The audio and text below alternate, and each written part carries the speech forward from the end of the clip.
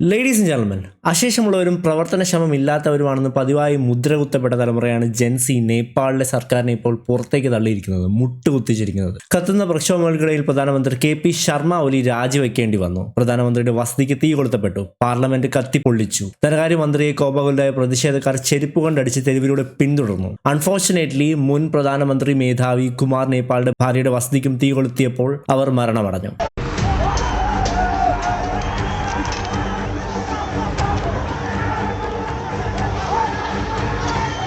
അങ്ങനെ ഈ ക്രോധം എന്താണ് പൊലിപ്പിച്ചത്? സോഷ്യൽ മീഡിയ നിരോധനമാണോ കാരണം? Not exactly. പല ഘടകങ്ങൾ ചേർന്നാണ് ഈ പ്രതിഷേധം പൊട്ടിത്തെറിച്ചത്. 2025 സെപ്റ്റംബർ 8 കാഠ്മണ്ഡുവിൽ ആയിരക്കണക്കിന് യുവാക്കൾ കൂട്ടം ചേർന്നു. പലരും 20-25 വയസ്സ് പ്രായക്കാർ.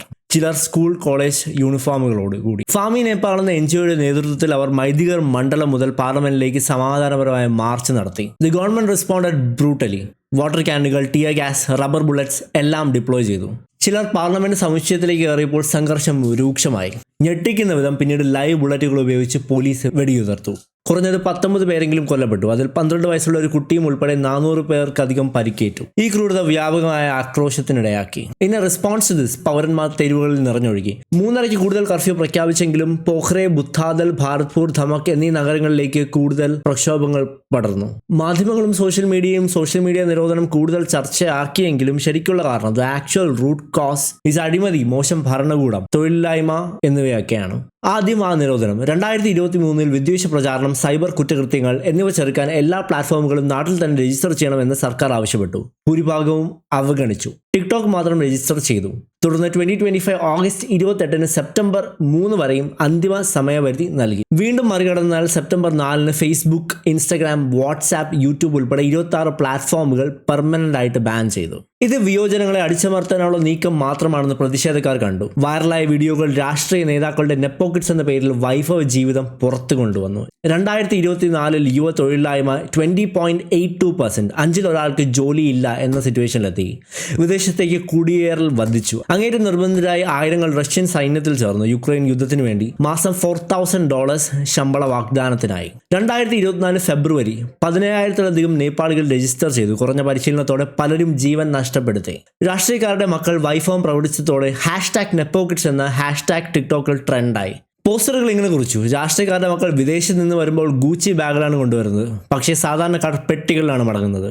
തുടർച്ചയായ കറപ്ഷൻ. 70കൾ പിന്നിടുന്ന അതേ മുഖങ്ങളുടെ അധികാരമാറ്റവും ജനവിഷമവും കൂട്ടി. മാർച്ച് മാസത്തെ പ്രതിഷേധങ്ങൾ റിപ്പബ്ലിക്കിന്റെ വിജയം ചോദ്യം ചെയ്തു. ചിലർ രാജതന്ത്രത്തിലേക്ക് മടങ്ങണം, അതായത് മൊണാർക്കിയിലേക്ക് മടങ്ങണമെന്ന് ആവശ്യപ്പെട്ടു. 2008 നേപ്പാൾ രാജതന്ത്രമായിരുന്നു. രാജാവ് ജ്ഞാനേന്ദ്രയുടെ ഭരണത്തിൽ. 2006 ജനാധിപത്യ പ്രക്ഷോഭവും ദീർഘകാല മാവോയിസ്റ്റ് സമരവും കഴിഞ്ഞാൽ 2008 മെയ്യിൽ നേപ്പാൾ റിപ്പബ്ലിക്കായി പ്രഖ്യാപിച്ചത്. 17 വർഷത്തെ ജനാധിപത്യ കാലത്ത് 13 സർക്കാരുകൾ മാറി. ഒലി, ദഹാൽ, ദേബ എന്നിവർക്കിടയിൽ അധികാരം ചുറ്റിക്കറങ്ങി. എല്ലാവർക്കുമെതിരെ അഴിമതി ആരോപണങ്ങൾ, വിമാന വാങ്ങൽ ഇടപാടുകൾ, വ്യാജ ഭൂട്ടാനി അഭയാർത്ഥി കേസ്, യോദ്ധാക്കൾക്കുള്ള നിധി തട്ടിപ്പുകൾ, കോടതി വിധി ലംഘനം തുടങ്ങി 2006 ശേഷമുള്ള പോളിസി തീരുമാനങ്ങളെ അന്വേഷണം ചെയ്യരുത് എന്ന പതിവ് അവർക്ക് രക്ഷാകവചം നൽകി. അഴിമതി കൂടി. ടൂറിസം തകർന്ന് വിദേശത്ത് താമസിക്കുന്ന ഏകദേശം 70 ലക്ഷത്തോളം നേപ്പാളികൾ കുടുംബങ്ങളുമായി ബന്ധം മുടക്കി. സമാധാന പ്രകടനങ്ങൾക്ക് സർക്കാർ അതിനായക പ്രതികരണം, പോലീസ് വെടിവയ്പ്, രാജപ്രേമ ഭാഷണം, ഹോംമന്ത്രിയുടെ രാജി. ഇതൊക്കെയായിട്ടും തെരുവിലെ കോപം ശമിച്ചില്ല. പ്രധാനമന്ത്രി, രാഷ്ട്രപതി, പ്രതിപക്ഷ നേതാവ് എന്നിവരുടെ വസതികൾക്കും തീവച്ചു. മന്ത്രിമാരെ ഹെലികോപ്റ്ററിൽ ഒഴിപ്പിച്ചു. ഒടുവിൽ സെപ്റ്റംബർ 9 ഒലി രാജിവെച്ചു. പക്ഷേ പ്രതിഷേധം തുടർന്നു. സംവിധാനപരമായ പരിഷ്കാരങ്ങൾ ആവശ്യപ്പെട്ടു. സൈന്യ മേധാവി സമാധാനം അഭ്യർത്ഥിച്ചു. മരണസംഖ്യ 72 ഉയർന്നു. സെപ്റ്റംബർ 12 സുശീല കർക്കി ഇടക്കാല പ്രധാനമന്ത്രിയായി ചുമതലയേറ്റു. മാർച്ച് തെരഞ്ഞെടുപ്പ് വാഗ്ദാനം ചെയ്തു. गर्ल्स स्टूडेंट, बॉयज स्टूडेंट मारे गए. देखिए कई तो सेकेंड डे भी मैं जब हॉस्पिटल में बच्चों को देखने गई थी तो वहाँ गोली चल रहा था. അഴിമതിയും തൊഴിലില്ലായ്മയും അവഗണിച്ച് ശബ്ദങ്ങളെ അടിച്ചമർത്തുന്നത് എത്ര അപകടകരമാണെന്ന് നേപ്പാൾ ഇന്ന് തെളിയിക്കുന്നു. ഒരു പാഠം ഇതാണ്: ജനങ്ങളുടെ ആവശ്യങ്ങൾ സമയത്ത് പരിഹരിക്കണം, ഇല്ലെങ്കിൽ രാജ്യം കലാപത്തിലാകും. രാജ്യതന്ത്രം ആവശ്യപ്പെടുന്ന ശബ്ദങ്ങൾ ഉയരുന്നുണ്ടെങ്കിലും പരിഹാരം ജനാധിപത്യത്തിനുള്ളിൽ തന്നെ കണ്ടെത്തണം. നേപ്പാൾ സമാധാനപരമായ ദീർഘകാല പരിഹാരത്തിലേക്ക് പോകട്ടെ എന്ന് നമുക്ക് ആശ്വസിക്കാം. പ്രക്ഷോഭങ്ങൾക്ക് ശേഷം ജെൻസി ഡിജിറ്റൽ അടയാളങ്ങൾ നീക്കം ചെയ്തു. ഡിസ്കോഡ് പോലുള്ള പ്ലാറ്റ്ഫോമുകൾ ഉപയോഗിച്ച് അവർ സംഘടിച്ചു. ഇത് ഡിജിറ്റൽ ശക്തിവത്കരണം കാണിക്കുന്നു. ഇതിൽ നിന്ന് ഇന്ത്യക്കുള്ള പാഠം ഇതാണ്: സമാനമായ യോജനാനുപാതവും പ്രശ്നങ്ങളും ഉള്ളതിനാൽ ഇതിന്റെ അനുകരണങ്ങൾ എവിടേക്കും ഉണ്ടാകുമോ എന്നുള്ള ചോദ്യം. തൊഴിലില്ലായ്മ, ജനപാലായനം വർദ്ധിക്കുന്നു. ജോലി സൃഷ്ടിയും അഴിമതി വിരുദ്ധ പരിഷ്കാരങ്ങളും അത്യാവശ്യമാണ്. ഇടക്കാല സർക്കാരിൽ പരിഷ്കാരവാദികളുണ്ടെങ്കിലും ജൻസി സുതാര്യത ആവശ്യപ്പെടുന്നു. ബംഗ്ലാദേശ്, കെനിയ തുടങ്ങിയ രാജ്യങ്ങളിലാണ് ഉദാഹരണങ്ങൾ. യുവാക്കൾ മാറ്റത്തിന്റെ ഏജന്റുകളാണ്, എന്നാൽ ഹിംസ തിരിച്ചടിയും സൃഷ്ടിക്കും.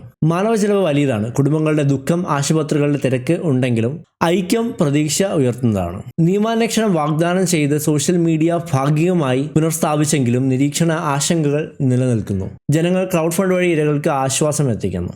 വിദ്യാഭ്യാസ പരിഷ്കാരം തൊഴിലവസരങ്ങൾക്ക് നിർണായകമാണ്. നേപ്പാളിന്റെ അഴിമതി സൂചിക താഴ്ന്ന നിലയിലാണ്. പ്രതിഷേധങ്ങൾ മാറ്റത്തിന് പ്രേരകമാകും, എന്നാലും എലൈറ്റ് പ്രതിരോധം കഠിനമാകും. മൊണാർക്കിസ്റ്റുകളും റിപ്പബ്ലിക്കൻ ഗ്രൂപ്പുകളും ചേർന്ന് നിൽക്കുന്നത് അനിശ്ചിതത്വം കൂട്ടുന്നു. ഇന്ത്യ സഹായം വാഗ്ദാനം ചെയ്തുവെങ്കിലും ഇടപെടലിന്റെ എവിഡൻസ് കുറവാണ്. ടീമുകളുടെയും ലൈവ് സ്ട്രീമുകളുടെയും മയങ്ങിക്കിടന്ന കോപത്തെ ആക്ഷനിലേക്ക് മാറ്റിയ ഒരു ഡിജിറ്റൽ പവർ പാഠമാണിത്. പക്ഷേ വയലൻസ് ചിലരെ അകറ്റി ദീർഘകാലത്തിൽ നോൺ വയലൻസ് സ്ട്രാറ്റജീസ് ആണ് കൂടുതൽ ഫലപ്രദം. പല ഇന്ത്യൻ യുവാക്കളും ഇത് നമുക്ക് സംഭവിക്കാം എന്ന് പ്രതികരിക്കുന്നുണ്ട്. ഒരു പ്രാദേശിക ഡോമിനോ എഫക്റ്റ്. വിരോധത്തെ നിയന്ത്രിക്കാനുള്ള നിരോധനം ബിരുദങ്ങളെ ഒന്നിപ്പിച്ച ഒരു ഐറണി.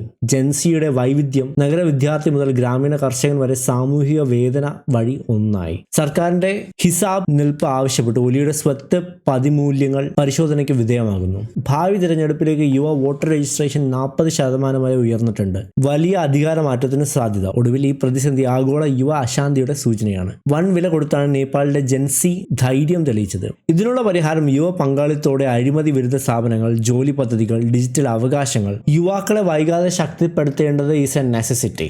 അല്ലെങ്കിൽ നേപ്പാളിനെ പോലെ ഇതിന്റെ പ്രത്യാഘാതം മറ്റു രാജ്യങ്ങളും നേരിടേണ്ടി വരും. ഇതുപോലെ മറ്റൊരു നേപ്പാൾ ക്രൈസിസ് ഇനി ഒരിക്കലും സംഭവിക്കില്ല എന്ന് നമുക്ക് ആശ്വസിക്കാം. Unless see you guys next video. Goodbye.